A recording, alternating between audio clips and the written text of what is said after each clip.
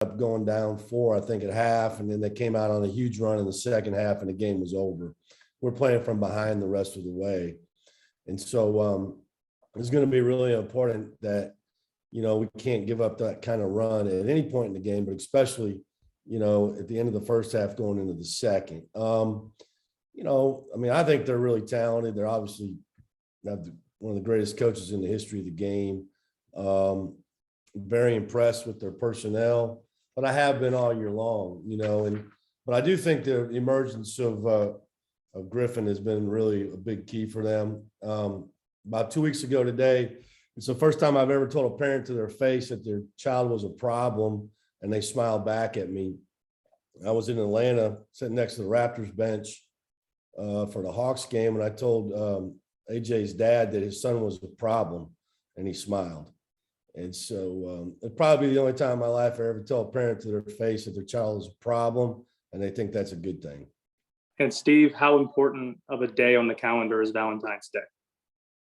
You don't want to ask that question around here. It's not a very big day around my house. Of course, I've been married a long time. My wife usually gets a handwritten note on some Wake Forest stationery, like "Some Bunny Loves You" or something really, really catchy like that. I feel for her on that, but we make it up maybe during the off season. But today, it's about Duke. Okay, our next question is from Connor O'Neill. Go ahead, Connor.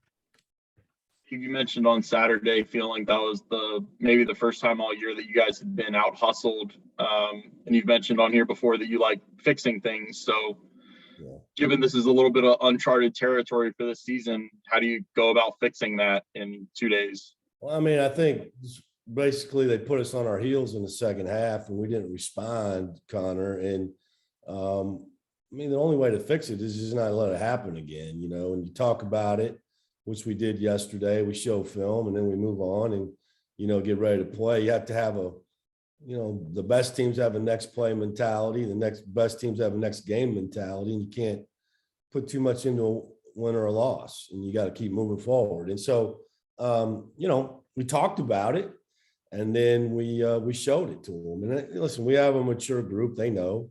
They weren't in there trying to defend it. They knew what happened. And then again, listen, they're very conscientious people. It's not like they made the conscientious decision, hey, let's don't go out here and play hard.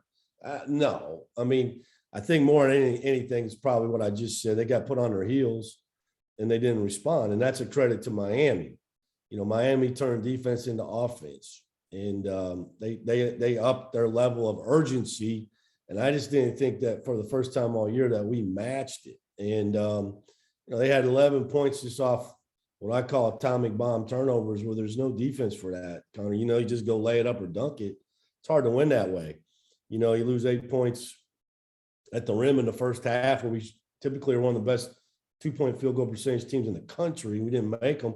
And now you're up 7. You're not up 13 or 14. You're up 7. Those are things you can't have in a tight game. And then you have two critical. We only gave up 4 offensive rebounds, but 2 of them were critical late. And so eventually you mess with fire, you get burned. And that's what happened, in my opinion.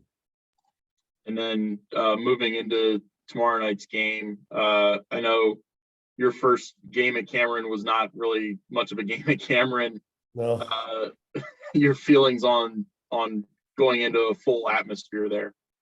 It's exciting to get to play, one of the best home court advantages in all of college basketball. This is what you look forward to, to play in environments like this. And especially in this year when, this is it, man. I got Bray looking at me on the video screen. That's not good. It's kind of, it's exciting, it's going to be really strange next year not to see Coach over there. And so, to have the opportunity for one time to go in there and coach would be, a lifetime experience for me too, as a coach. And so we look forward to it and we embrace the challenge. And our next question is from John Dell. Go ahead, John. Steve, is it easier to fix defense than offense? You've been doing this a while. What's your take on that?